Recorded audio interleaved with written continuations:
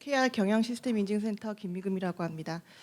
저희는 뭐 들어보신 분도 계시고 처음 들어보신 분도 계실 텐데 이제 선박 검사 서비스를 메인으로 하고 있고요. 해양수산 분야 기술 지원 서비스를 비롯해서 다양한 경영 시스템 인증 등 다양한 업무를 진행하고 있는데, 저는 이제 ISO 인증 심사 업무를 하면서 ESG 진단 관련 업무도 진행하고 있고요.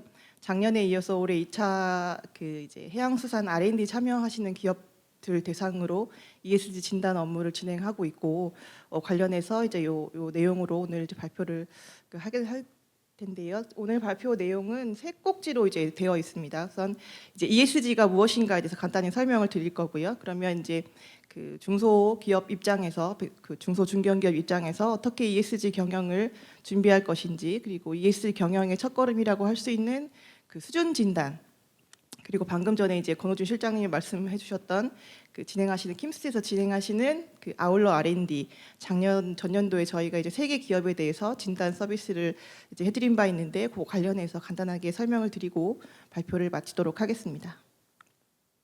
우선 ESG가 무엇인가, 여러분들 지금 경제 관련 각종 인터넷 기사나 신문지상에서 굉장히 많이 보셨을 거예요. 그래서 ESG 대부분 많이들 들으셨고 아시고 계실 것 같은데 간단하게만 짚고 넘어가겠습니다.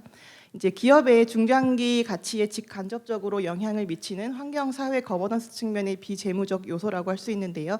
이제 투자자들이 투자 의사 결정을 하는 요인이 최근에 되고 있죠. 그래서 기업들이 가지고 있는 이런 환경, 사회, 거버넌스 측면에서 이제 기업들이 어떤 리스크를 가지고 있고 그 리스크를 관리하기 위해 어떤 노력들을 하고 있고, 이런 것들을 이제 투자하는 데 주요 결정하는 데 그런 판단 기준으로 삼겠다라고 하는 거죠. 이것이 이제 최근에 기업 경영의 지속 가능성 달성을 위한 세 가지 핵심 요소. 그래서 환경, 사회, 거버넌스 영문의 이니셜을 따서 ESG라고 통상 부르고 있죠.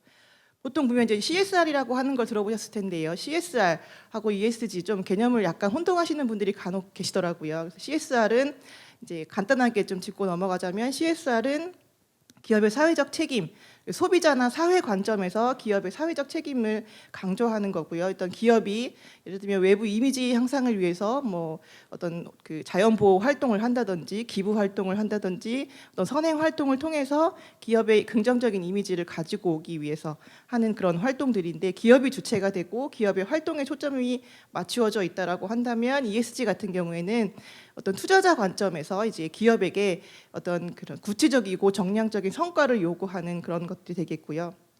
밑에도 기재됐지만 투자자가 주도를 하게 되고 기업이 이에 대응하는 그런 형태입니다. 그래서 당연하게도 투자자가 요구를 하는 것에 맞추어져 있기 때문에 어떤 투자를 이제 기업의 투자 유치를 하게 되고 기업의 재무 안정성 달성에 도움이 되는 이렇게 되어 있습니다.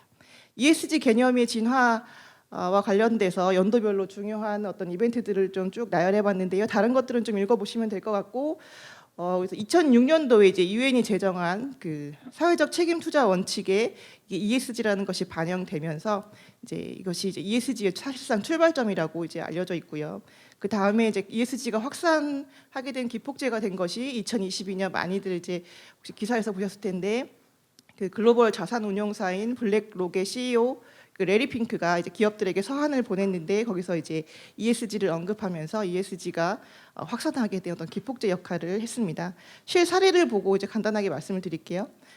이제 1989년도에 엑손 발데즈라고 하는 굉장히 큰 원유 운반선이 있었습니다. 이게 길이가 301m인데요. 우리나라 피파 규격 축구장 길이가 약 105m라고 하더라고요. 그러면 축구장 3개 정도, 3배 정도 되는 이제 크기의 원유 운반선인데, 이제 미국 알래스카 해역에서 좌초 사고를 일으켜서 엄청난 기름 유출 사고가 발생했습니다. 그래서 이제 기름 유출로 인해 당연하게도 생태계에 엄청난 이제 재앙을 일으킨 거죠. 근데 그것뿐만이 아니고, 이렇게 직접적인 화면이 조금 밝아서 잘 보이실지 모르겠는데, 이런 직접적인 이제 유출 사고로 인한 피해, 그다음에 이제 원유를 제거하기 위해서 엄청나게 독한 화학약품을 뿌리게 되고 또 고온 고압수를 뿌리게 되고 해서 추가적으로 2차, 3차의 환경적인 어떤 재앙이라고 할 수 있는 그런 이제 사고가 되겠는데, 이 사고가 이제 엑슨모빌사의 배 선박이었거든요. 당연하게도 직접적인 피해 배상, 물적 배상, 그리고 이제 어떤 징벌적 손해배상까지 합쳐서 그 당시에 뭐 한 6조 가까이 5.5조에서 6조 가까이 이제 그 배상액이 그 판결이 났다고 해요. 근데 그 후에 실질적으로 이제 조금씩 법정 다툼을 통해서 많이 감액되기는 했지만 어쨌든 굉장히 기업의 피해를 뭐 그 생태계도 피해를 주었지만 기업도 사실 피해를 입게 되는 거죠. 그래서 기업의 그 어떤 존폐가 이제 우려될 정도의 그런 피해를 발생하게 된 거고요. 죄송합니다. 잠시만요.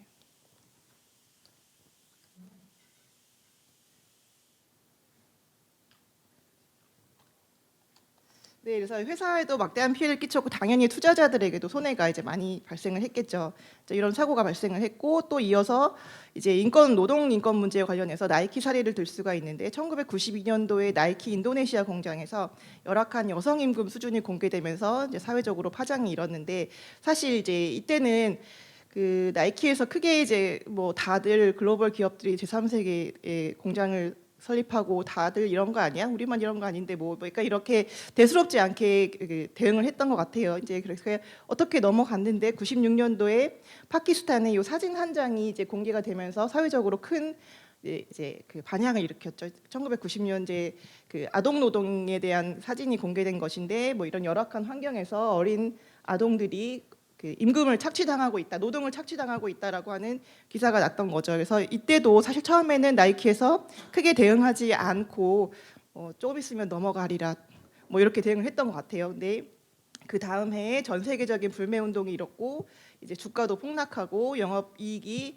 전년도에 비해서 40% 정도 급감하는 이런 이제 일을 겪으면서 투자자들이 아무리 잘 나가는 회사라도 사실 이런 리스크를 대응하지 못하면 엄청난 피해를 입게 되는구나라는 것을 이제 인식하게 된 계기가 되었고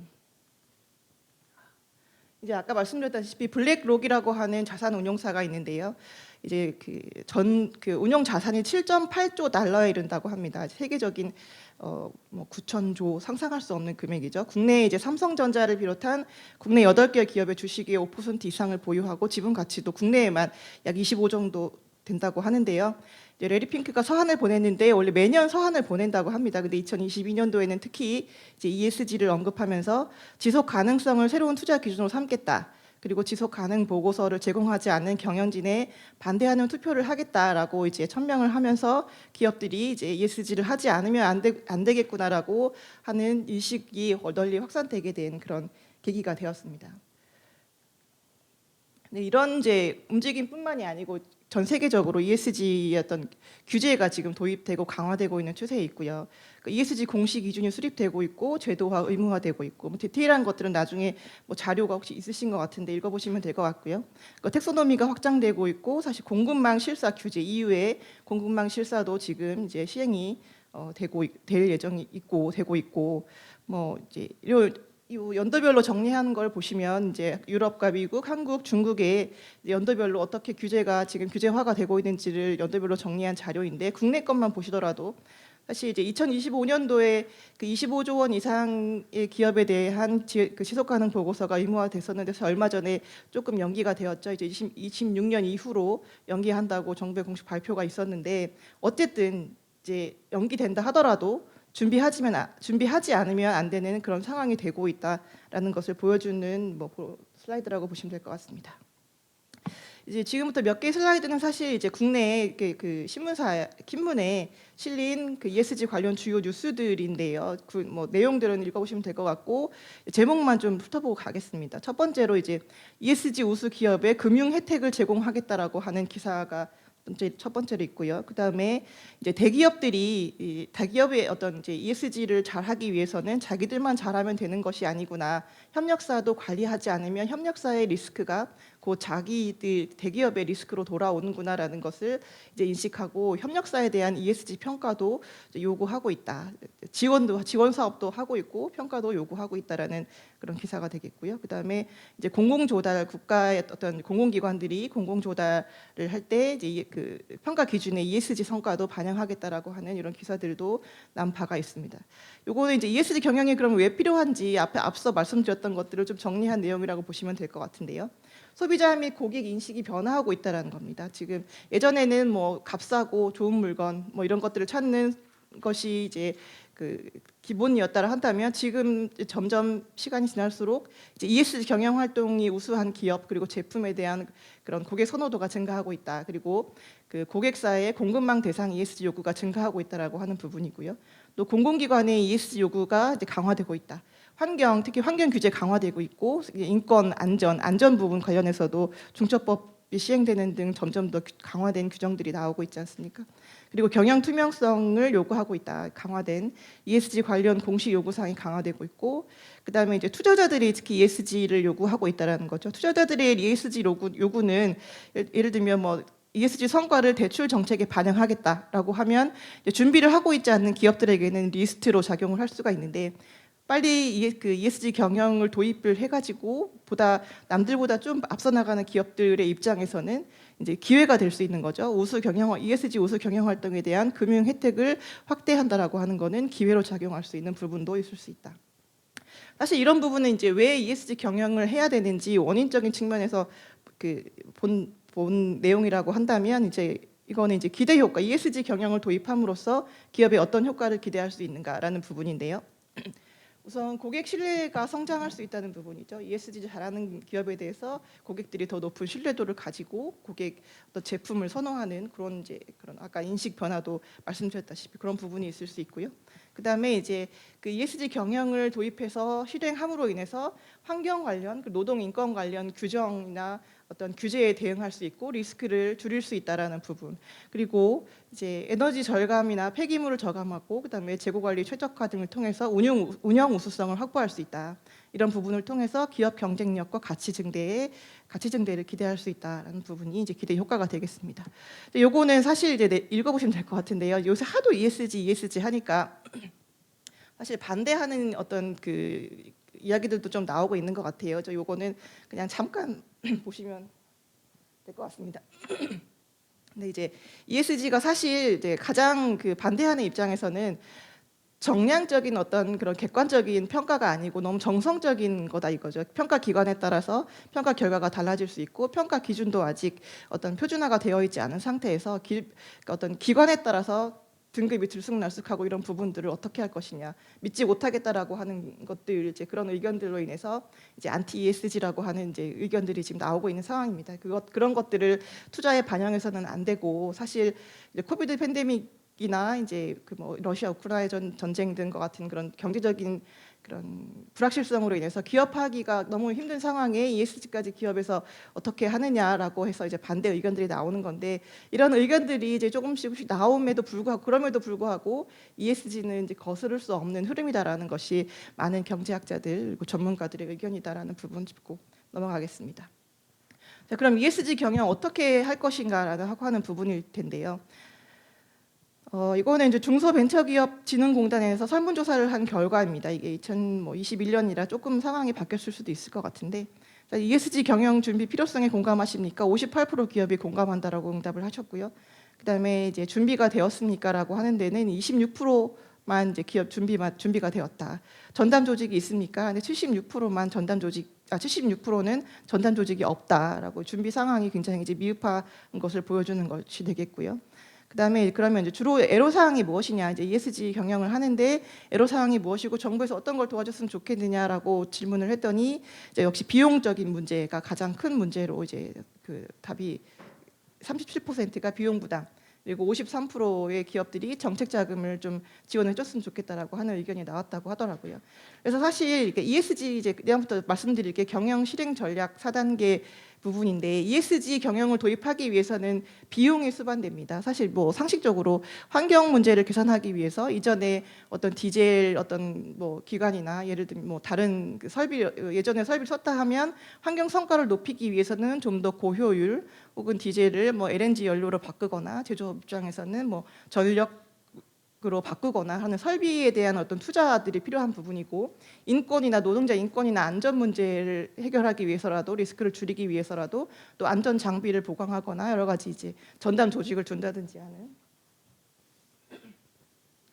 그런 부분들이 필요하기 때문에 자원이 일단 필요한 부분들이거든요. 그래서 그런 부분을 어려워하시는 것 같은데, ESG 경영 실행 전략을 수립하는데 4단계로 이제 간단하게 요약을 하자면 자원 조달입니다. 우선 그다음에 자사의 ESG 현황을 파악하는 부분, 전략 및 의사소통, 보고 이렇게 4단계로 볼 수 있을 텐데요.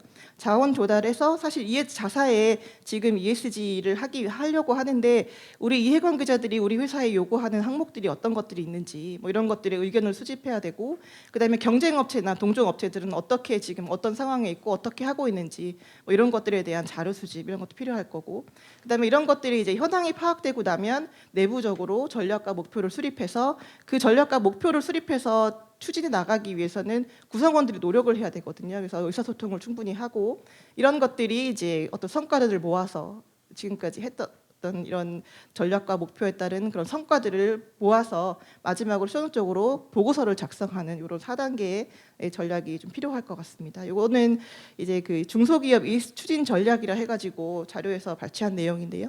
우선 시급성과 관리 용이성으로 구분을 해서 시급한 것부터, 시급하고 하기 쉬운 것부터 1단계, 2단계, 3단계, 4단계로 나눠서 전략을 수립해서 진행을 하시라 하는 내용이 되겠습니다.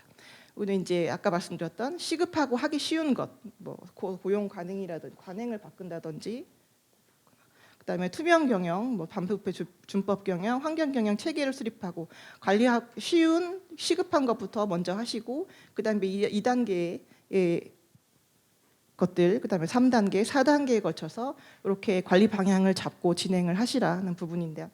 그다음에 이제 요거는 이제 기업에서 그 중소기업에서 ESG 실천 과제에 도출한 예시가 되겠는데요. 환경, 사회, 지배 구조별로 이제 1단계, 2단계, 3단계, 4단계별로 이렇게 추진 전략을 세워서 가면 된다라고 하는 추진 전략 예시가 되겠습니다. 그 다음에는 이제 그 ESG 경영을 하는 데 있어서 필요한 그 여러 가지 지식들, 뭐 방향을 잡아주는 가이드라인들이 많이 나와 있는데요. 첫 번째로는 그 국제 표준인 IS 26000이 되겠습니다. 사회적 책임에 대한 지침인데요. 이것들은 이제 뭐 그 주로 이제 사회에 관련해서 인권, 노동 관행이라든지 뭐 이런 거에 대해서 좀 그 짚고 있습니다. 우선 그 7대 핵심 주제로 첫 번째 뭐 조직이나 거버넌스, 그다음에 인권, 노동 관행, 환경, 공정 운영 관행, 소비자 이슈, 지역 사회 참여 발전 요 7개 카테고리에 관련해서 어떻게 이제 조직이 어떻게 전략을 가지고 실행해 나갈 것인가라는 것을 가이드라인을 제공하고 있는 자료가 되겠고요. 네. 그다음에 이제 GRI 스탠다드가 있는데요. 뭐 여러 가지 이제 뭐 자료들이 있겠지만 그 현재 세계적으로 통용되는 가장 권위 있는 그 지속 가능성 보고서 가이드라인이라고 할 수 있고, 이제 토픽별로는 경제, 사회, 환경 분야별로 그 산업 섹터별로 오일앤가스, 석탄 뭐 이런 분야별로 해가지고 이렇게 각각으로 어떻게 어떤 항목들을 어떤 식으로 관리해 나갈 것인지라고 하는 그런 가이드라인을 제시하고 있는 스탠다드입니다. 마지막으로 이제 KESG라고 하는 자료가 있는데요. 이제 아까 GRI 스탠다드라든지 여러 참고할 수 있는 자료들을 가지고 산업통상자원부와 관계부처 합동으로 해서 한국 기업들이 그 ESG 경영을 하는 데 있어서 어떻게 관리를 했고 어떤 항목들을 어떻게 관리하고 있고 뭐 이런 것들에 대해서 이제 가이드라인을 종합해서 만들어서 요건 홈페이지에 게시되어 있으니 궁금하시면은 산업통상자원부 홈페이지에서 다운도 받을 수 있습니다. 요걸 참고하시면 될 것 같고요. 네, 환경, 사회 분야별로 뭐 어떤 항목들 관리해야 되는 항목들, 왜 이런 항목들을 관리해야 되는지 그런 필요성들, 그다음에 어떻게 정량적으로 데이터를 산출해가지고 어떻게 비교해서 어떻게 성과를 낼 것인지 뭐 이런 것들에 대한 가이드라인이 나와 있습니다. 네, 이제 마지막으로 이제 ESG 경영의 첫걸음, 이제 ESG 수준 진단과 그 킴스트에서 진행하고 계신 그 작년도에 올해 2000년도를 진행하고 계신데요. 그 아울러 R&D 진행했던 사례, 그다음에 이제 그런 내용들을 잠깐 설명드리고 마치겠습니다. 그 ESG 경영을 도입할 때 이제 보면 이제 왼쪽 그림은 원래 이제 그 중소벤처기업을 위한 ESG 경영 안내서라고 하는 내용에서 발췌한 내용인데요. ESG 시작하기 위해서는 우선 ESG가 뭔지 알아보고 ESG 시각에서 기업의 비전 및 목표를 설정하고 E와 S, G 각 항목별로 이제 그 어떤 그 목표를 수립해서 실행을 하라라고 하는 거를 간단하게 표현했는데 여기서 이제 들어가야 되는 것이 있는 거죠. 자사의 비전과 자사의 전략과 목표를 수립하기에 앞서서 우리 회사가 지금 하고 있는 우리 자사의 어떤 지금 현황을 파악하는 것이 가장 선행되어야 되는 거라고 이제 보시면 될 것 같은데요.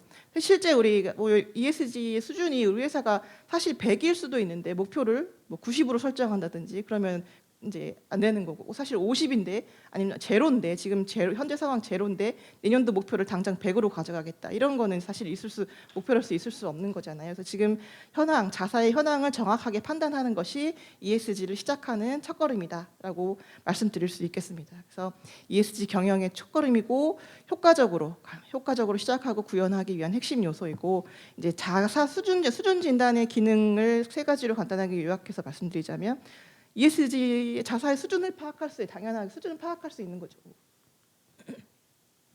네네. 기업이 현재 ESG 상태를 파악하고 환경, 사회, 지배구조 측면에서 어떤 영역에서 좀 잘하는 것도 있을 수 있잖아요. 현재 충분히 잘하고 있는 것도 있을 수 있고, 또 타사나 경쟁업체에 비해서 월등히 떨어지는 것도 있을 수 있고, 이런 것들이 어떤 영역이 개선이 필요한지를 식별할 수 있고, 그다음에 이제 목표를 설정할 수 있는 거죠. 현재 우리 회사에서 올해 발생시킨 온실가스가 얼마였는데 얼마만큼 뭐 이게 동종이나 어떤 경쟁 업체에 비해서 수준이 많은 건지 낮은 건지, 이것들을 뭐 몇 프로 정도 줄일 수 있는 건지, 이런 이제 목표를 설정하는 도움을 줄 수 있는 게 현재 상태를 파악해서 분야별 ESG 경영 개선을 위한 방향을 결정하고 목표를 설정하는 데 도움을 줄 수 있다. 그다음에 이제 자사 스스로 이제 진단을 해봄으로써, 우리 회사는 이런 게 부족했구나, 지금까지 이런 것들은 할 수 있었는데 왜 안 했지, 이런 것들은 좀 그렇게 어려울 것 같지 않은데 해볼 수 있겠구나라고 하는 어떤 그런 이제 인식을 제고하는 데 도움을 줄 수 있다라는 부분이 되겠습니다. 네, 이거는 이제 그 킴스에서 진행하고 전년도에 저희가 진행했던 그 진단 서비스 관련해서 이제 진단 프로세스나 이런 것들 좀 간단하게 표시한 도면인데요. 우선 이제 그 아울러 R&D의 그 ESG 진단 서비스는 역량 진단에 포커스를 두고 있습니다. 그래서 뭐 등급 뭐 A 등급, B 등급 뭐 이런 등급은 의미가 없고요. 사실 자사가 지금 회사가 하고 있는 ESG 항목별로 어떤 것들은 조금 더 뭐 할 수 있을 것 같은데, 이제 좀 더 이렇게 할 수 있는, 어떤 식으로 하면 조금 더 할 수 있을 것이다라든지, 아니면 조금 이것들은 좀 뭐 좀 타사에 비해서 조금 잘하고 있는데 그럼에도 불구하고 여지가 있으니 조금 더 노력하면 더 좋은 성과를 낼 수 있을 것이다든지, 뭐 이런 식의 역량 진단에 포커스를 두고 있고, 그다음에 이제 평가 기준에 따른 수준 진단을 수행하고 분야별로 보완이 필요한 분야를 식별해서 제공해드리고, 또 이것을 통해서 기업이 개선 방향을 도출할 수 있도록 지원을 하고 있습니다. 네, 그래서 진단 프로세스는 보시는 바와 같고요. 네, 수준 진단 지표는 이제 환경, 사회, 거버넌스 분야별로, 이제 환경은 환경 경영, 그리고 이제 그 환경 성과, 그다음에 친환경 투자, 이런 세 카테고리로 나뉘어 가지고 진단을 수행하고 있고, 사회에서는 이제 근로자와 관련된 항목들, 네, 기타 이해관계자, 법규 준수와 관련된 항목들로 나누어서 진단을 진행하고 있습니다. 거버넌스에서는 ESG 경영, 이사회, 감사, 윤리 경영으로 나뉘어 가지고 진단을 진행을 했고요. 그래서 이제 그 진단 보고서는 이렇게 이제 그 진단 개요, 그다음에 요약을 해서 서머리가 나갔고요. 그다음에 회사의 그 진단 대상에 대한 회사의 강점은 무엇이고, 이제 리스크는 무엇인지, 그다음에 각 항목별 ESG 항목별 평가 결과를 이제 기재해드리고, 항목별로 이제 개선점을 도출해서 진단 보고서에 기재를 해서 제공해드리고 있습니다. 이렇게 진행을 하고 있고, 사실 작년도에 저희가 이제 3개 기업에 대해서 진행을 했고요. 물론 이제 해양수산 R&D를 진행하시는 기업이다 보니 이제 그 기자재 업체, 그다음에 수산 가공 업체, 그리고 바이오 업체 한 곳에 대해서 3개의 업체에 대해서 진단 서비스를 제공했는데, 사실 대부분의 중소중견 기업들이 ESG 준비가 좀 미흡하신 상황에서 처음에 진단을 해드리겠다라고 했을 때 그 경영층에서는 좋다라고 하셨는데, 밑에 실무자 입장에서는 이제 귀찮고 어떻게 될지도 모르겠고 막연하신 거죠. 굉장히 이거 꼭 우리가 해야 돼요, 이거 왜 하는 거예요, 굉장히 좀 처음에는 그러셨는데, 나중에 이제 뭐 여러 가지 이제 대화를 의사소통을 하고 보고서를 발행해드리고 설명을 드리면서 나중에는 굉장히 이런 것들은 할 수 있었는데 왜 안 했는지 모르겠다, 이제 굉장히 좋은 계기가 되었다, 앞으로 조금 더 이제 해볼 수 있는 좀 자신감이 생겼다라는 반응들이 좀 있으시더라고요. 그래서 저희도 굉장히 보람을 느꼈고 그랬던 적이 있습니다. 올해는 이제 4개 기업에 대한 진단을 저희가 진행을 하고 있습니다.